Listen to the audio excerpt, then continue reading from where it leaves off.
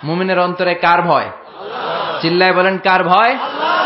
যাদের হৃদয়ে আছে আল্লাহর ভয়, তারা কভু পথ ভুলে যায় না। আল্লাহর প্রেম ছাড়া এই দুনিয়ায় কারো কাছে কোনো কিছু চায় না। রাতের আধারে যারা সেজদাতে রয়, দু চোখের শ্রুতে নদী যেন বয়। ছলনার হাতছানি যতই ডাকুক, শয়তানি হাতছানি যতই টানুক, পেছনে ফিরেও সে তাকায় না। যাদের হৃদয়ে আছে আল্লাহর ভয়, তারা কভু পথ ভুলে যায় না।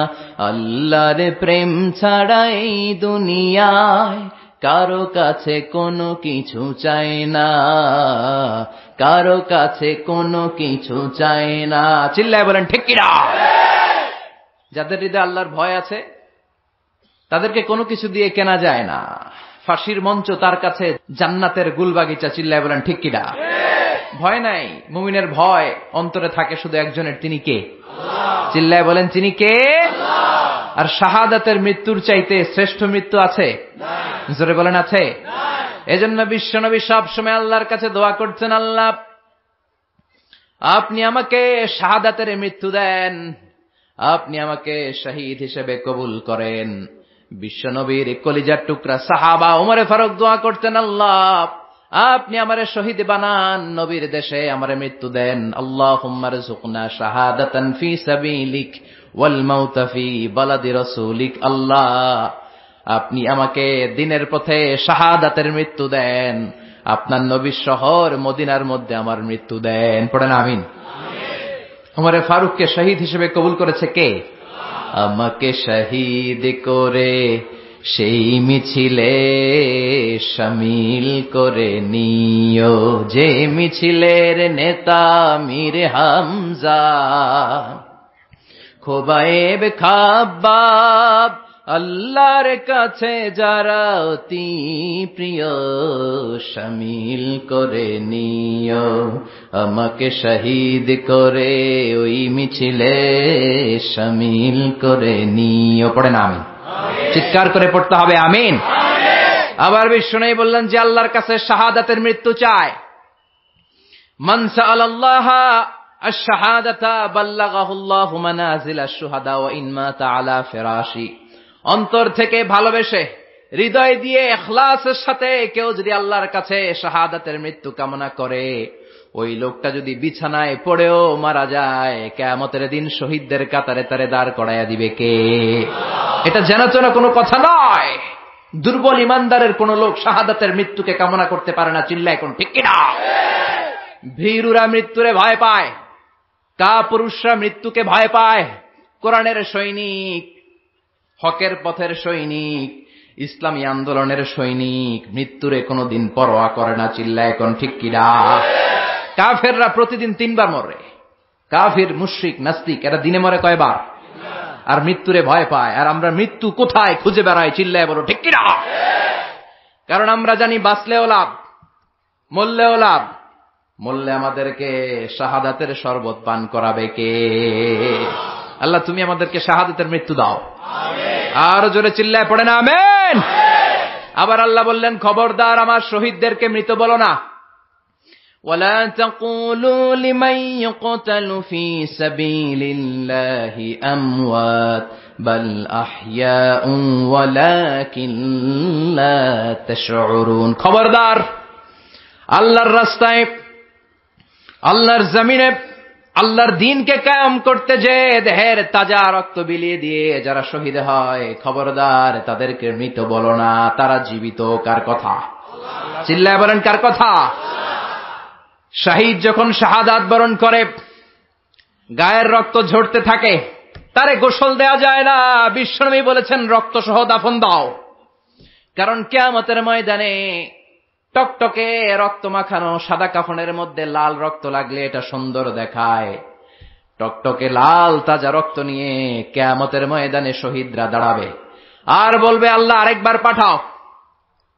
আরেকবার দুনিয়াতে পাঠাও, আবার জীবনটারে তোমার রাস্তায় বিলিয়ে দিয়ে শহীদ হয়ে আসি। আল্লাহু আকবার। এটা ভীরুদের কাজ নয়, এটা মুনাফিকদের কাজ নয়, এটা ইমানদারদের চ্যালেঞ্জ। মুমিন মাত্রই তার হৃদয়ের ভেতরে শাহাদাতের তামান্না থাকবে। চিল্লায় বলো ঠিক কিনা? এজন্য ইসলামী আন্দোলনের সিপাহী সালার যারা, ইসলামের জন্য যারা জীবনটারে বিলিয়ে দিল, শাহাদাতের পেয়ালা পান করল, আল্লাহ শাহাদাতের সর্বোচ্চ মর্যাদা তুমি তাদের নসিব করো। আমরাও যেন শাহাদাতের তামান্নায় বিভোর থাকতে পারি, কায়মনোবাক্যে তোমার কাছে দোয়া করতে পারি, তুমি তৌফিক দাও। এজন্য ফাঁসিয়াখালীর ভাইয়েরা ফাঁসিকে ভয় করে না। চিল্লায় বলো ঠিক কিনা? মুমিন বান্দারা ইসলামের পক্ষে থাকার কারণে যে জেল জরিমানা আসে, হুমকি ধামকি, এটারে ভয় করে না। মুমিন ভয় করে একজন রে, তিনি কে? চিল্লায় বলেন তিনি কে? আল্লাহ আমার ফাঁসিয়াখালী ইসলামী যুব সমাজ কল্যাণ তরুণ সংঘের ভাইদেরকে তুমি কবুল করো। এদের স্লোগান হচ্ছে আলোকিত মানুষ গড়ার প্রত্যয়। আলহামদুলিল্লাহ, এরকম যুব সংগঠন যত হবে বাংলাদেশে, বাংলার জমিনটারে সত্যিকার অর্থে আলোকিত করে দিবে কে? এই মাহফিলগুলো থেকে এসে we enlighten ourself, we recharge ourself, we refill the charge. আমরা চার্জ নেই, আমরা ইমানকে তাজা করি। আমরা শাহাদাতের তামান্নার আলোচনা শুনলে বারুদের মতো আমাদের হৃদয়ে শাহাদাতের তামান্নার আকাঙ্ক্ষা জেগে উঠে। চিল্লা এখন ঠিক কিনা?